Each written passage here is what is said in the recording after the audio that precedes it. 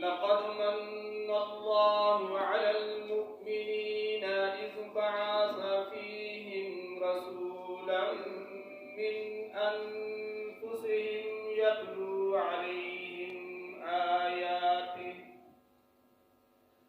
يتلو عليهم آياته ويزكيهم ويعلمهم الكتاب والحكمة وإن كانوا من قبل لفي ضلال مبين. سبحان ربك رب العزة عما يصفون وسلام على المرسلين والحمد لله رب العالمين. بآواز بلند اللهم صل على محمد وعلى آل محمد كما صليت على إبراهيم وعلى آل إبراهيم إنك حميد مجيد.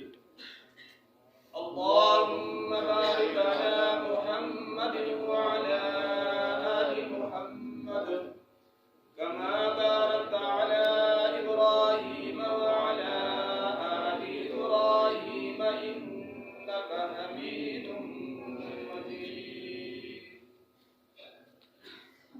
نہایت ہی قابل احترام معزز سامعین، آج آپ کی اس جامع مسجد کے اندر پہلی مرتبہ حاضری ہوئی. حضرت مولانا قاری اعظم صاحب دامت برکاتہم العالیہ نے دعوت دی تو ان کی دعوت پر آپ کے یہاں حاضری ہوئی، اور آج کی یہ عظیم شان تقریب سیرت النبی صلی اللہ علیہ وسلم کے عنوان سے معنون ہے. میرے دوستو اور بزرگوں، ایسی محفلوں کے اندر شرکت کرنا یقیناً ہم سب کے لیے انتہائی سعادت کا مقام ہے کہ جس محفل کے اندر آقا نامدار محمد عربی صلی اللہ علیہ وسلم کی شان بیان ہو، آپ صلی اللہ علیہ وسلم کی سیرت بیان ہو، آپ صلی اللہ علیہ وسلم کی سنتیں بیان ہوں، تو یقیناً ایسی محفل، ایسی تقریب جو ہے وہ سعادت سے خالی نہیں ہے، بلکہ ایسی محفل میں شرکت کرنے والے جب محفل برخاست ہوتی ہے تو اللہ تبارک و تعالیٰ کی طرف سے مغفرت کا اعلان ہو جاتا ہے. سبحان اللہ. تو میرے دوستو اور بزرگوں، اللہ تبارک و تعالیٰ نے انسانیت کو پیدا فرمایا اور پیدا فرما کر انسانوں کو بے شمار نعمتوں سے نواز دیا. اتنی نعمتیں کہ جن کا شمار ناممکن ہے، بلکہ اللہ تبارک و تعالیٰ قرآن میں فرماتے ہیں وَإِن تَعُدُّوا نِعْمَتَ اللَّهِ لَا تُحْصُوهَا، کہ اگر اللہ کی نعمتوں کو تم شمار کرنا چاہو تو شمار نہیں کر سکتے. اتنی نعمتوں سے اللہ تبارک و تعالیٰ نے حضرت انسان کو نوازا. ایک آدمی ایک عقل مند کے سامنے گیا اور جا کر اس نے کہا کہ میں بہت تنگ دست ہوں، بڑا غریب ہوں، بڑا فقیر ہوں، کھانے پینے کے لیے کچھ بھی نہیں ہے، انتہائی پریشان ہوں. تو وہ جو اللہ والا تھا، وہ جو عقل مند انسان تھا، اس نے اس کو مخاطب کر کے کہا کہ میں یہ جو تیری آنکھیں ہیں جن سے تو دیکھتا ہے، اگر ان کو توڑ دوں، ختم کر دوں اور اس کے بدلے میں تجھے 10,000 روپیہ دے دوں تو تجھے یہ منظور ہے؟ اس نے کہا مجھے یہ منظور نہیں ہے. اس نے کہا میں تیری زبان کو کاٹ دوں اور کاٹنے کے بعد میں تجھے 20,000 روپیہ دے دوں، یہ تجھے منظور ہے؟ اس نے کہا مجھے منظور نہیں ہے. اس نے کہا میں تیرے کان کاٹ دوں اور اس کے بعد تجھے 30,000 روپیہ دے دوں، تجھے منظور ہے؟ اس نے کہا مجھے منظور نہیں ہے. اس نے کہا تیرا ہاتھ کاٹ دوں اور اس کے بعد میں تجھے 40,000 روپیہ دے دوں، تجھے منظور ہے؟ اس نے کہا مجھے منظور نہیں ہے. اس نے کہا میں تیرا پاؤں کاٹ دوں اور اس کے بعد تجھے 50,000 روپیہ دے دوں، تجھے منظور ہے؟ اس نے کہا نہیں۔ اس نے کہا میں تیرا دماغ جو ہے وہ ختم کر دوں اور اس کے بعد تجھے جو ہے وہ 60,000 روپیہ دے دوں، تجھے منظور ہے؟ اس نے کہا مجھے منظور نہیں ہے۔ تو اس نے کہا کہ اللہ کے بندے 2,80,000 سے بھی زیادہ تو اپنے جسم پر جو ہے اللہ کی قیمتی نعمتوں کو استعمال کر رہا ہے اور پھر تو تنگ دستی اور فقر و فاقہ کی شکایت کر رہا ہے۔ اس نے توبہ کی، اس نے کہا واقعتاً میرے اوپر اللہ تبارک و تعالیٰ کی رحمتوں کی بارش ہے۔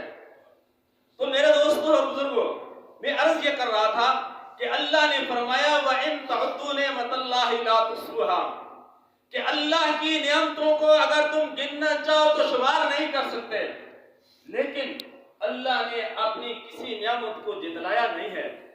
اللہ نے یہ نہیں فرمایا کہ انسان میں نے تیرے اوپر یہ نعمت کی، میں نے تیرے اوپر یہ احسان کیا، یہ نعمت دے کر تو تیرے اوپر احسان کیا، ایسا نہیں۔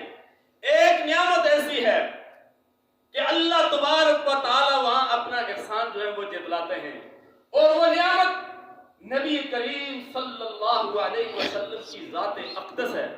اللہ فرماتے ہیں لقد من اللہ علی المؤمنین اذ بعث فیہم رسولا، کہ اللہ نے ایمان والوں پر احسان کیا کہ نبی کریم صلی اللہ علیہ وسلم جیسی ہستی انسانوں میں مبعوث فرمائی۔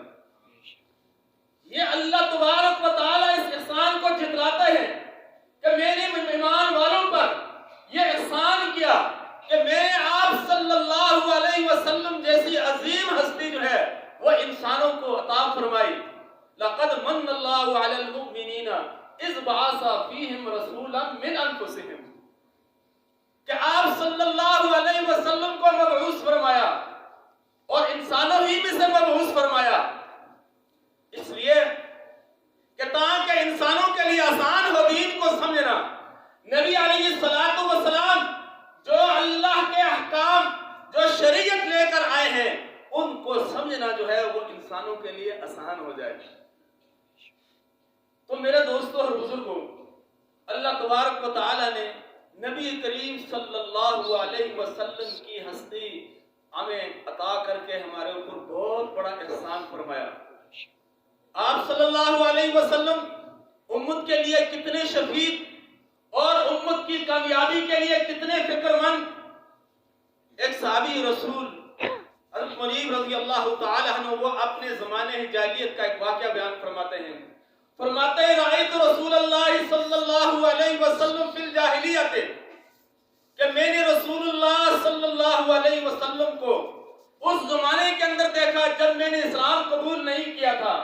وَهُوَ يَقُولُ يَا أَيُّهَا النَّاسُ قُولُوا لَا إِلَهَ إِلَّا اللَّهُ تُفْلِحُونَ۔ آپ صلی اللہ علیہ وسلم ایک میدان کے اندر تشریف فرمائے ہیں اور لوگوں کو مخاطب کر کے فرما رہے ہیں لوگوں لا الہ الا اللہ پڑھ لو کامیاب ہو جاؤ گے۔ اس بات کا اقرار کر لو کہ اللہ کے سوا کوئی مشکل کشا نہیں ہے، اللہ کے سوا کوئی حاجت روا نہیں ہے، اللہ کے سوا کوئی جو ہے وہ ضرورتوں کو پورا کرنے والا نہیں ہے۔ لا الہ الا اللہ پڑھ لو کامیاب ہو جاؤ گے۔ آپ صلی اللہ علیہ وسلم لوگوں کو دین کی یہ تبلیغ کر رہے ہیں۔ فَمِنْهُمْ مَنْ تَفَلَّ فِي وَجْهِهِ وَمِنْهُمْ مَنْ حَسَى عَلَيْهِ التُّرَابُ وَمِنْهُمْ مَنْ صَبَّ۔ فرمایا کہ لوگوں میں سے بعض آپ صلی اللہ علیہ وسلم کے چہرے انور پہ تھوک رہے ہیں الیاذ باللہ، اور بعض آپ مٹی اٹھا کر آپ صلی اللہ علیہ وسلم کے چہرے انور کی طرف پھینک رہا ہے۔ وَمِنْهُمْ مَنْ صَبَّ، اور بعض جو ہیں وہ آپ صلی اللہ علیہ وسلم کو گالیاں دے رہے ہیں۔ حتیٰ انتصف النہار، فرمایا کہ آپ صلی اللہ علیہ وسلم مسلسل اللہ کے دین کی دعوت دے رہے ہیں، لوگوں کو مخاطب کر کے یہ اعلان فرما رہے ہیں کہ لوگوں لا الہ الا اللہ پڑھ لو کامیاب ہو جاؤ گے۔ اصل کامیابی جو ہے وہ ایمان کے اندر ہے، اصل کامیابی اللہ کی توحید پر ایمان لانے میں ہے۔ لیکن عوام کی طرف سے کوئی آپ صلی اللہ علیہ وسلم کے چہرے انور پر تھوک رہا ہے، کوئی آپ صلی اللہ علیہ وسلم پر مٹی ڈال رہا ہے، کوئی آپ صلی اللہ علیہ وسلم کو برا بھلا کہہ رہا ہے، حتیٰ کہ آدھا دن گزر گیا۔ فَأَقْبَلَتْ جَارِيَةٌ بِعُسٍ مِّن مَّاءٍ، اس کے بعد ایک بچی آتی ہے، اس نے ایک پیالے پیالے کے اندر پانی لایا، فغسل وجہہ ویدیہ، آپ صلی اللہ علیہ وسلم کے چہرہ مبارک پر جو گرد و غبار پھینکا گیا تھا، اس پانی کے ذریعے سے آپ نے اپنا چہرہ دھویا، اپنے ہاتھ دھوئے، اور پھر اس بچی کو مخاطب کر کے کہا یا بنیہ لا تخشى علی ابیک غیلۃ ولا ذلۃ، اے میری بیٹی تو پریشان مت ہو کہ اللہ تبارک و تعالیٰ تیرے والد کا دفاع کریں گے، لا تخشى علی ابیک غیلۃ ولا ذلۃ، کہ اپنے والد کے قتل ہونے کا بھی خوف نہ کر اور ذلیل ہونے کا بھی خوف نہ کر، اللہ تبارک و تعالیٰ ضرور جو ہے وہ مدد فرمائیں گے۔ صحابی رسول فرماتے ہیں میں نے لوگوں سے پوچھا کہ یہ لڑکی کون ہے، یہ بچی کون ہے، تو مجھے جواب ملا کہ یہ رسول اللہ صلی اللہ علیہ وسلم کی بیٹی زینب ہے۔ اب میرے دوستوں اور بزرگوں، خود ذرا سوچیں کہ اللہ کا نبی ہے، سید الانبیاء، سید الاولین والآخرین ہے، لیکن کتنی فکر ہے کہ میرا ایک ایک امتی جو ہے وہ جہنم سے بچ کر جنت میں جانے والا بن جائے۔ اب اس کے لیے آپ صلی اللہ علیہ وسلم نے یہ نہیں دیکھا کہ کوئی میرے چہرے پر تھوک رہا ہے، یہ نہیں دیکھا کہ کوئی مجھے میرے اوپر مٹی ڈال رہا ہے، یہ نہیں دیکھا کہ کوئی مجھے گالیاں دے رہا ہے، بلکہ آپ کی فکر، آپ کی سوچ، آپ کی محنت یہ تھی کہ میرا ایک ایک امتی جو ہے وہ جہنم سے بچ کر جنت میں جانے والا بن جائے، وہ غیروں کے اوپر امیدوں سے ہٹا کر اپنی امید اللہ پر لگانے والا بن جائے، وہ غیروں سے تعلق توڑ کر ایک رب کے ساتھ جڑ جائے، اس لیے کہ جو رب کے در پر آ گیا وہ دنیا میں ہے تو پھر کامیاب، آخرت میں ہے تو پھر کامیاب۔ آپ صلی اللہ علیہ وسلم کا یہ مشن تھا، آپ کی یہ سیرت تھی۔ ایک مرتبہ آپ صلی اللہ علیہ وسلم دعوت دے رہے ہیں، ابو جہل سامنے آیا، ابو جہل کو دعوت دی، تو جواب میں ابو جہل نے آپ صلی اللہ علیہ وسلم کو برا بھلا کہا، حتیٰ کہ آپ صلی اللہ علیہ وسلم کو ابو جہل ملعون نے جو ہے وہ زخمی کر دیا، اور آپ صلی اللہ علیہ وسلم کی گردن مبارک پر اپنا پاؤں رکھ دیا۔ آپ صلی اللہ علیہ وسلم انتہائی پریشانی کے عالم میں گھر واپس لوٹتے ہیں۔ حضرت حمزہ رضی اللہ تعالیٰ عنہ کی خادمہ یہ سارا منظر دیکھ رہی تھی، اس نے گھر میں آ کر حضرت حمزہ رضی اللہ تعالیٰ عنہ کی بیوی سے بتایا کہ آج تمہارے یتیم بھتیجے کے ساتھ جو ہے ابو جہل نے یہ معاملہ کیا ہے، اور اتنا سخت جو ہے اس کو پریشان کیا اور مارا کہ دشمن کا کلیجہ بھی منہ کو آتا ہے، وہ بھی بڑی پریشان ہوئی۔ اتنے میں حضرت حمزہ رضی اللہ تعالیٰ عنہ تشریف لاتے ہیں، اس کو تک اسلام قبول نہیں کیا تھا، تو گھر والی کو جب پریشان دیکھا، پوچھا کیوں پریشان ہو، کیا وجہ ہے؟ فرمایا کہ آج ہمارے یتیم بھتیجے کو ابو جہل نے بڑی تکلیف پہنچائی ہے، بڑا اس کو مارا ہے اور برا بھلا کہا ہے۔ تو حضرت حمزہ رضی اللہ تعالیٰ عنہ کو غصہ آیا، کھانے پینے کے بغیر واپس خانہ کعبہ چلے گئے، وہاں ابو جہل کو جا کر خوب مارا، اس کا سر جو تھا وہ پھوڑ دیا، اور جب واپس آئے سیدھے نبی علیہ السلام کے پاس آ کر کہا کہ بھتیجے اب خوش ہو جاؤ، میں نے ابو جہل سے تمہارا بدلہ لے لیا ہے۔ تو نبی علیہ السلام نے فرمایا کہ چاچا جان، میری خوشی اس میں نہیں ہے کہ آپ میری ذات کے لیے کسی سے بدلہ لے لیں، میری خوشی تو یہ ہے کہ آپ ایمان قبول کر لیں تاکہ ہمیشہ کی ناکامی سے بچ جائیں۔ سیدنا حضرت حمزہ رضی اللہ تعالیٰ عنہ نے اسلام قبول کر لیا۔ اب دیکھیں کہ نبی کریم صلی اللہ علیہ وسلم کی فکر کیا ہے، اپنی ذات کی فکر نہیں ہے، اپنے خاندان کی فکر نہیں ہے کہ میرا خاندان دنیا کے اعتبار سے ترقی کر جائے، میرے پاس مال و دولت آ جائے، نہیں، ایک ہی فکر ہے کہ میرا امتی جو ہے وہ جہنم سے بچ کر جنت میں جانے والا، میرے امتی جو ہے اس کا تعلق اللہ کے ساتھ جڑ جائے۔ یہ آپ صلی اللہ علیہ وسلم کی فکر تھی۔ حدیث پاک میں آتا ہے کان رسول اللہ صلی اللہ علیہ وسلم متواصل الاحزان دائم الفکرت لیست له راحت لا يتکلم فی غیر حاجت۔ کان رسول اللہ صلی اللہ علیہ وسلم متواصل الاحزان، آپ صلی اللہ علیہ وسلم ہمیشہ غمگین رہتے تھے، وہ دائم الفکرت، ایک فکر کے اندر ہمیشہ آپ صلی اللہ علیہ وسلم ڈوبے ہوئے ہوتے تھے، اور زیادہ دیر خاموش رہتے تھے. آپ کے سینے سے ایسے آواز آتی تھی جیسے کہ ہنڈیا کے ابلنے کی آواز ہوتی ہے. ہنڈی جب ابلتی ہے تو اس کی آواز ہوتی ہے. اس طریقے سے آپ صلی اللہ علیہ وسلم کے دل سے آواز آیا کرتی تھی. وہ کیا آواز تھی؟ وہ یہ فکر تھی کہ میری امت جو ہے وہ جہنم سے بچ کر جنت میں جانے والی بن جائے. لا یتکلمون فی غیر حاجت. آپ صلی اللہ علیہ وسلم کسی ضرورت کے بغیر جو ہے بات نہیں کیا کرتے تھے. اسی فکر میں رہتے تھے کہ میرے امتی جو ہے وہ جہنم سے بچ کر جنت میں جانے والے بن جائیں. تو میرے دوستو اور بزرگوں، اللہ تبارک و تعالی نے اس لیے فرمایا لقد من اللہ علی المؤمنین اذ بعث فیہم رسولا، کہ اتنا شفیق، اتنا رحیم، اتنا کریم محمد مصطفیٰ صلی اللہ علیہ وسلم میں نے انسانوں میں مبعوث فرما کر ایمان والوں پر جو ہے احسان کیا ہے. اس احسان کو اللہ تبارک و تعالی نے جتلایا. حدیث پاک میں آتا ہے کہ مدینے سے دور ایک باندی جو تھی اس نے اسلام قبول کر لیا. اب جس گھر کے اندر وہ رہ رہی تھی وہ گھر والے غیر مسلم تھے. تو ایک دن ان گھر والوں کا ایک ہار گم ہو گیا. تو انہوں نے اس باندی کے اوپر شک کیا کہ اس باندی نے اس ہار کو چرایا ہوگا.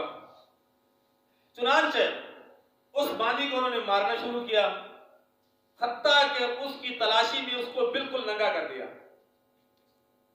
اب وہ ہار جو تھا ایک سرخ ہار تھا، وہ لٹکا ہوا تھا. چیل آئی، اس نے سمجھا گوشت ہے، وہ اٹھا کر لے گئی تھی.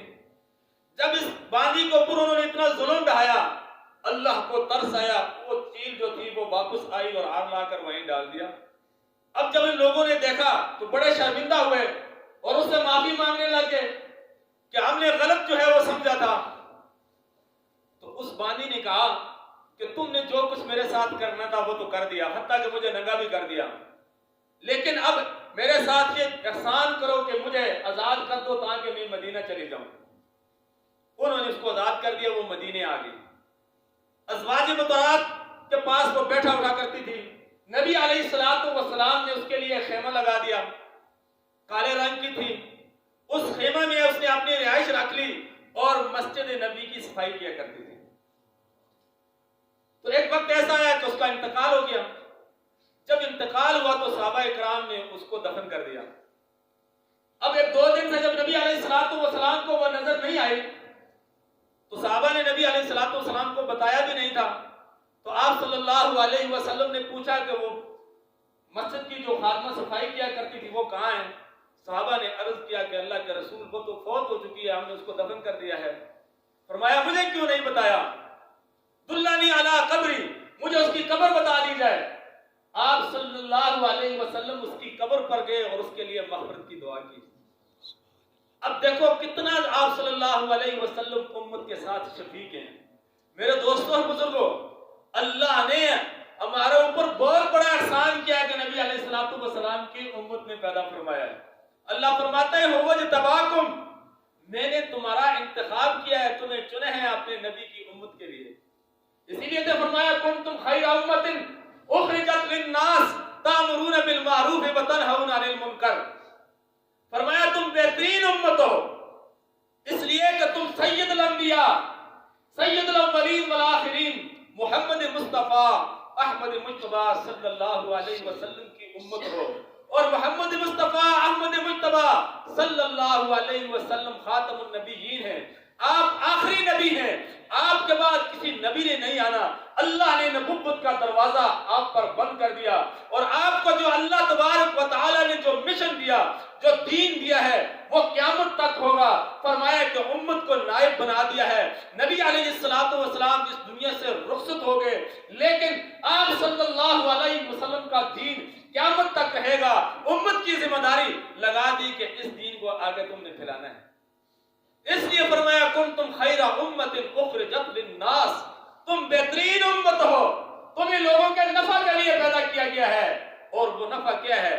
تأمرون بالمعروف وتنہون عن المنکر، نیکی کی دعوت دینا اور برائی سے منع کرنا، خود بھی نیک کام کرنا اور دوسروں کو بھی برے کاموں سے منع کرنا اور نیک کام کرنا.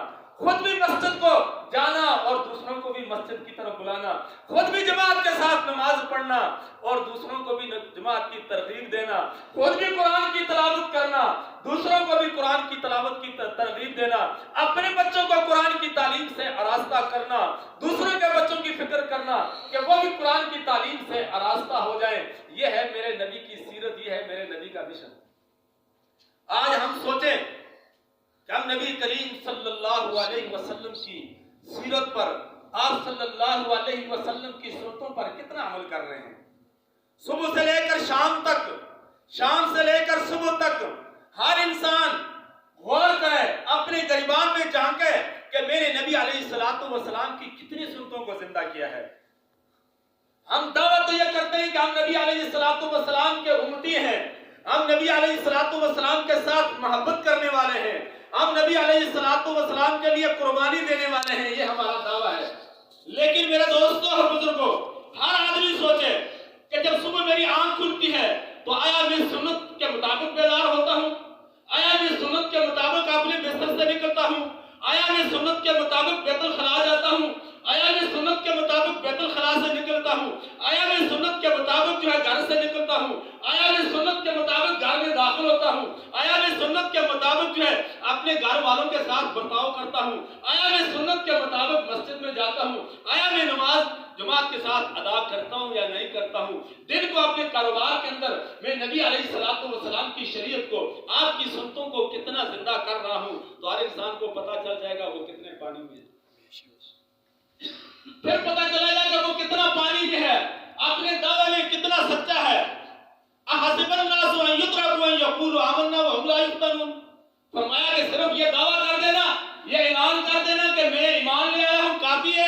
نہیں، فرمایا کہ تمہیں جو ہے آزمایا جائے گا، جانچا جائے گا کہ تم اپنے دعوے میں کتنے پختہ ہو۔ پریشانیاں آئیں گی، پریشانیوں میں نگاہ کس طرف جا رہی ہے؟ اللہ کی طرف جا رہی ہے یا غیر کی طرف جا رہی ہے؟ فرمایا اگر حالات کے اندر تم نے اللہ کے حکموں کو ترجیح دی ہے، نبی علیہ السلام کی سنتوں کو ترجیح دی ہے، تو پھر تو تم اپنے دعوے میں سچے ہو۔ اگر نبی علیہ السلام کی شریعت کو چھوڑ کر، آپ صلی اللہ علیہ وسلم کی سنتوں کو چھوڑ کر اپنی خواہشات کو ترجیح دی ہے، تو میرے دوستوں اور بزرگوں پھر ہم اپنے دعوے میں سچے نہیں ہیں۔ نبی علیہ السلام کو امت کے ساتھ کتنا پیار، عائشہ صدیقہ رضی اللہ تعالی عنہ فرماتی ہیں، لما رأیت النبی صلی اللہ علیہ وسلم طیب نفس، ایک دن میں نے دیکھا نبی علیہ السلام گھر تشریف لاتے ہیں، میں نے دیکھا کہ آپ کا چہرہ مبارک جو ہے وہ خوشی سے جو ہے نمایاں ہے، آپ کے چہرہ انور پر خوشی کے اثرات جو ہیں وہ نمایاں نظر آ رہے ہیں۔ تو میں نے موقع سے فائدہ اٹھاتے ہوئے میں نے عرض کیا، یا رسول اللہ صلی اللہ علیہ وسلم میرے لیے دعا کر دیجئے۔ آپ صلی اللہ علیہ وسلم نے دعا کی، اللہم اغفر لعائشہ ما تقدم من ذنبها وما تأخر وما اسرت وآلنت، فرمایا کہ اے اللہ عائشہ کے اگلے پچھلے گناہوں کو معاف فرما دے، علانیہ گناہوں کو بھی معاف فرما دے، جو دانستہ ہوئے ان کو بھی معاف فرما دے، جو غیر دانستہ ہوئے ان کو بھی معاف فرما دے۔ فرماتی ہیں کہ میری نبوت کی زبان سے اپنے حق میں اتنی عمدہ دعا سنی، اس پر میں اتنی خوش ہوئی، میں اتنی ہنسی، حتیٰ سقط رأس فی حجرہ، تو فرمایا کہ ہنسنے کی وجہ سے میرا سر جو تھا میری گود سے لگ گیا۔ جب انسان زیادہ ہنستا ہے تو جھک جاتا ہے۔ تو آپ صلی اللہ علیہ وسلم نے فرمایا، ایسرک کی دعائیں، میری دعا نے تجھے اتنا خوش کر دیا؟ تو میں نے عرض کیا کہ اللہ کے نبی، میں کیوں نہ خوش ہوں کہ ختم نبوت کی زبان سے، سید الانبیاء سید الاولین والآخرین کی زبان سے میرے حق میں اتنی عمدہ دعا ہو تو اس پر میں خوش نہ ہوں۔ میرے دوستوں اور بزرگوں، نبی علیہ السلام نے اگلا جملہ جو فرمایا ہے وہ دل کی تختیوں میں لکھ لو۔ آپ صلی اللہ علیہ وسلم نے فرمایا، واللہ انا لدعوتی لامتی فی کل صلاۃ، اللہ کی قسم یہ دعا تو میں ہر نماز میں اپنی امت کے لیے کر رہا ہوں۔ سبحان اللہ، کہ اے اللہ میری امت کے اگلے پچھلے گناہوں کو معاف فرما دے، جو دانستہ ہیں ان کو بھی معاف فرما دے، جو گناہ غیر دانستہ ہوئے ان کو بھی معاف فرما دے، جو گناہ علانیہ سے سرزد ہو جائے ان کو بھی معاف فرما دے، جو پوشیدہ سرزد ہو جائیں ان کو بھی معاف فرما دے۔ اتنے امت کے لیے شفیع تھے، اتنے امت کے لیے مہربان تھے۔ وما ارسلناک الا رحمۃ للعالمین، اللہ تبارک و تعالی نے آپ کو رحمت للعالمین بنا کر بھیجا۔ ایک دیہاتی آتا ہے، مسجد میں آ کر کھڑا ہوا اور پیشاب شروع کر دیا. صحابہ کرام اس کو روکنے کے لیے دوڑے. آپ صلی اللہ علیہ وسلم نے فرمایا کہ ٹھہر جاؤ، اس کو پیشاب کرنے دو.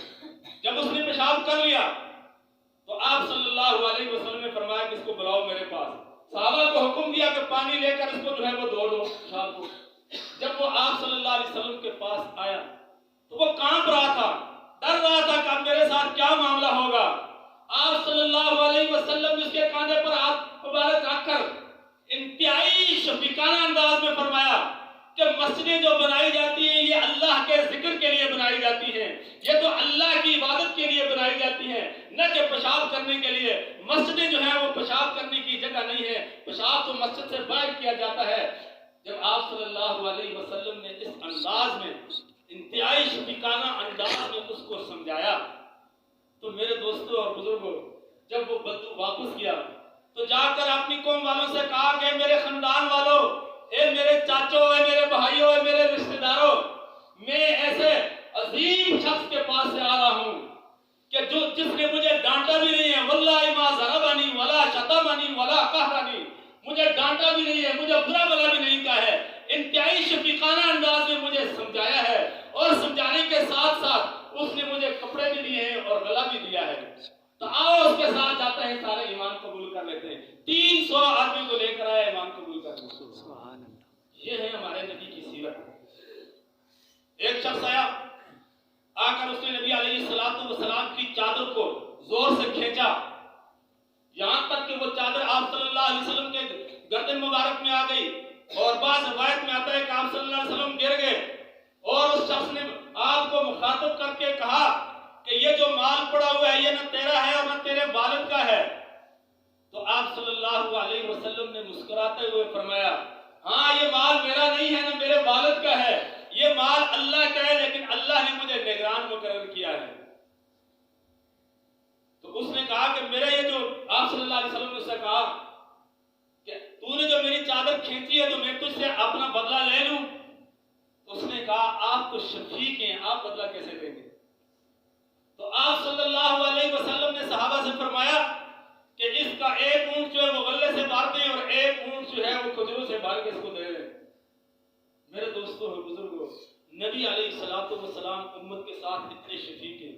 امت نے اب سوچنا ہے کہ اس شفیق نبی کی کتنی سنتیں امت زندہ کر رہی ہیں، اس نبی کی شریعت پر ہم کتنا عمل کر رہے ہیں، جس نبی نے ہمارے لیے کتنی تکلیفیں اٹھائیں، کتنی مشقتیں اٹھائیں، حتیٰ کہ آپ صلی اللہ علیہ وسلم امت کو نہ سفر میں بھولے، نہ حضر میں بھولے، نہ میدان جہاد میں بھولے، نہ گھر میں بھولے، نہ خانہ کعبہ کا طواف کرتے ہوئے بھولے، اور نہ میدان عرفات میں بھولے، نہ مدینہ میں بھولے. آپ صلی اللہ علیہ وسلم کی یہی فکر تھی کہ میری امت جو ہے وہ جہنم سے بچ کر جنت میں جانے والی بن جائے. آپ صلی اللہ علیہ وسلم کی یہی فکر تھی. ایک مرتبہ صحابہ کرام نے عرض کیا، اخرقتنا لبال ثقیف فضل اللہ علیہم، اللہ کے رسول بنو ثقیف نے ہمیں ہلاک کر دیا ان کے تیروں نے، آپ فضل اللہ علیہم ان کے لیے بدعا کیجئے کہ اللہ تبارک و تعالی ان کو ہلاک کر دے. تو آپ صلی اللہ علیہ وسلم نے فرمایا اللہم اہد ثقیفہ.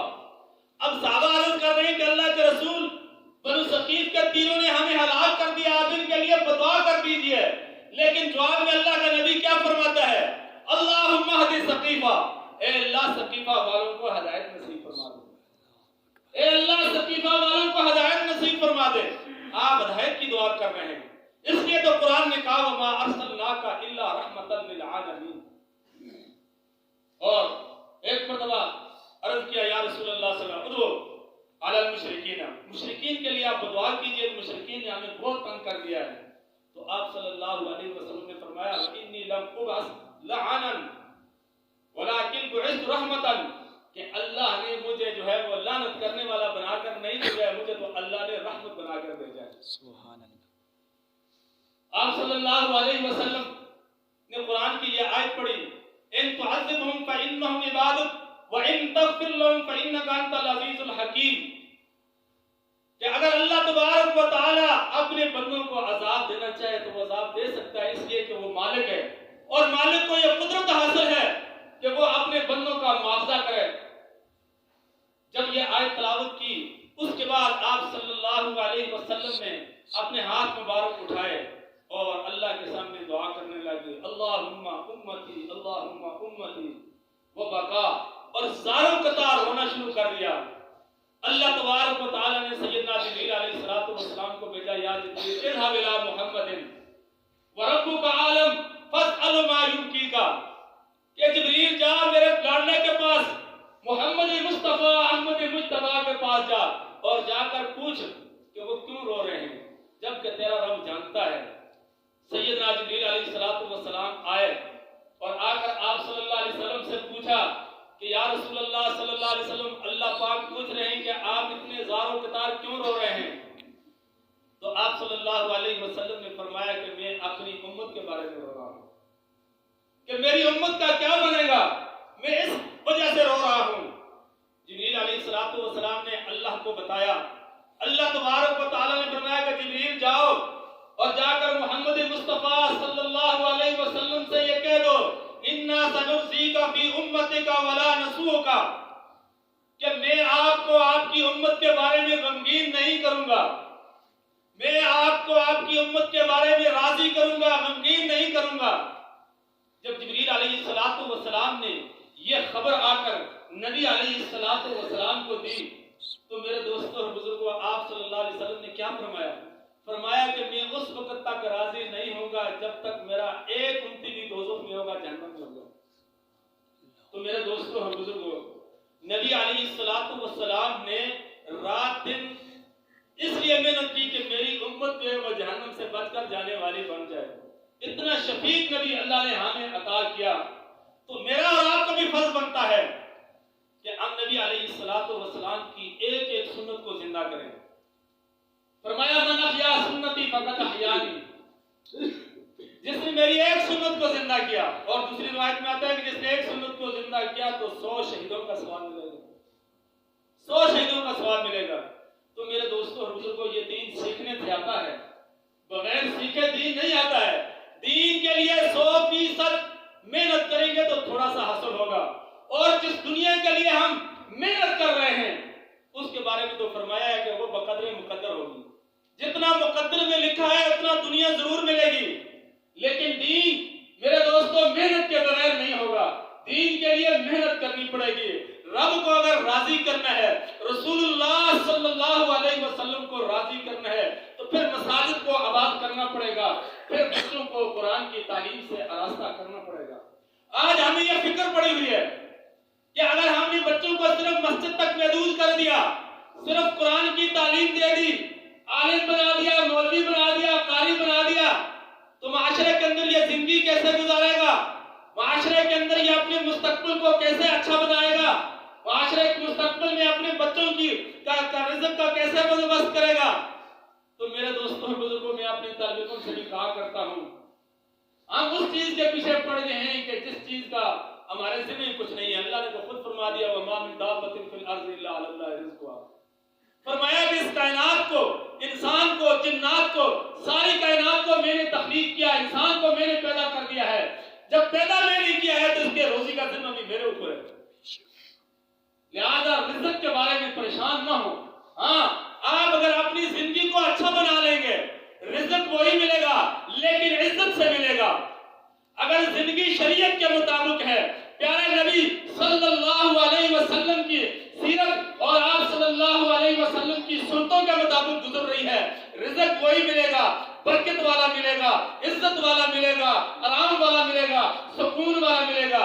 لیکن اگر نبی کی شریعت سے ہٹ کر، نبی کی سنتوں سے ہٹ کر فرمایا کہ من چاہی سے رزق حاصل کرنے کی کوشش کرے گا، رزق مل جائے گا، ذلت سے ملے گا، رسوائی سے ملے گا، بیماریوں کو ساتھ لائے گا، کبھی کچہری، کبھی تھانہ، کبھی عدالتیں، کبھی سنتار، فرمایا کہ سکون نہیں ہوگا، رزق تو مل جائے گا۔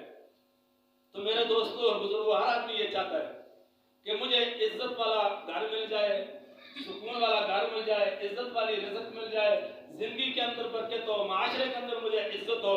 تو یہ ساری کی ساری چیزیں اللہ تبارک و تعالیٰ نے شریعت کے ساتھ جوڑ دی ہیں۔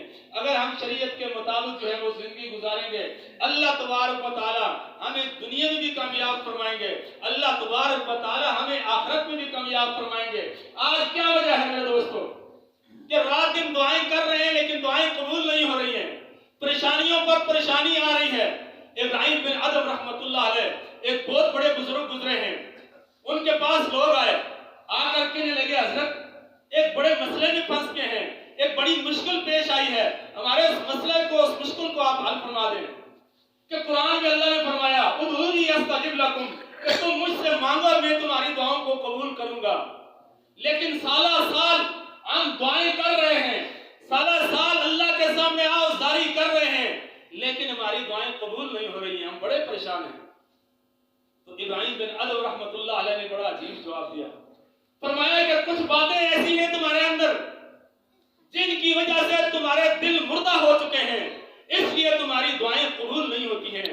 اور ان میں ایک بات یہ ہے کہ تم اللہ کو اپنا معبود حقیقی تو مانتے ہو لیکن اللہ کی عبادت کا حق ادا نہیں کرتے ہو۔ وما قدر اللہ حق قدر، اللہ کو یہ تو مانتے ہو کہ اللہ ہمارا خالق ہے، مالک ہے، رازق ہے، لیکن اللہ کی جو عبادت جس طریقے سے کرنی چاہیے تھی، اللہ کے گھروں کو جس طرح آباد کرنا چاہیے تھا، تم وہ عبادت کا حق ادا نہیں کر رہے ہو، جس کی وجہ سے تمہارے دل مردہ ہو چکے ہیں۔ اور فرمایا تم قرآن کی تلاوت تو کرتے ہو، قرآن کو پڑھتے ہو زبان سے، لیکن قرآن پر عمل نہیں کر رہے ہو۔ رجال اللہ تلہیہم تجارۃ ولا بیع عن ذکر اللہ، قرآن کیا کہتا ہے؟ کہہ رہے ایمان والوں کی شان، ایمان والوں کا مقام تو یہ ہے کہ فرمایا کہ جب نماز کا وقت ہو جاتا ہے، کوئی تجارت، کوئی ذریعہ معاش جو ہے ان کو غفلت میں نہیں ڈالتا ہے، بلکہ وہ اپنی تجارت کو، اپنے کاروبار کو، اپنی ذاتی مصروفیات کو چھوڑ کر فوراً جو ہے مسجد کی طرف آ جاتے ہیں، اور ہم مسجد کو چھوڑ کر ذاتی کاروبار میں لگ جاتے ہیں۔ نماز موقع ملا تو پڑھ لیں گے، نہ ملا تو کوئی پرواہ نہیں ہے۔ تو فرمایا کہ قرآن کی تلاوت تو کرتے ہیں لیکن قرآن پر عمل نہیں کرتے ہیں۔ اور تیسری بات فرمایا کہ نبی علیہ السلام سے محبت کا دعویٰ کرتے ہیں کہ ہم نبی سے محبت کر رہے ہیں، نبی پر ایمان لا رہے ہیں، لیکن نبی کریم صلی اللہ علیہ وسلم کی سنتوں کو نہیں اپنا رہے، جس کی وجہ سے اللہ نے دل مردہ کر دیے۔ اور فرمایا کہ جنت کے، اپنے آپ کو جنت کا حال سمجھتے ہیں کہ ہم نے کلمہ پڑھ لیا، ہم جو ہے وہ جنتی بن گئے، لیکن جنت میں جانے والے اعمال نہیں کر رہے ہیں۔ اور فرمایا کہ دوزخ کو مانتے ہیں کہ دوزخ ہے، لیکن دوزخ سے بچنے والے اعمال نہیں کر رہے ہیں۔ اسی طریقے سے فرمایا کہ اس چیز کو مانتے ہیں کہ اللہ کی نعمتوں کو تو مانتے ہیں کہ آنکھ اللہ کی نعمت ہے، کان اللہ کی نعمت ہے، دماغ اللہ کی نعمت ہے، ہاتھ اور پاؤں اللہ کی نعمت ہے، لیکن ان نعمتوں کا شکر ادا نہیں کر رہے ہیں۔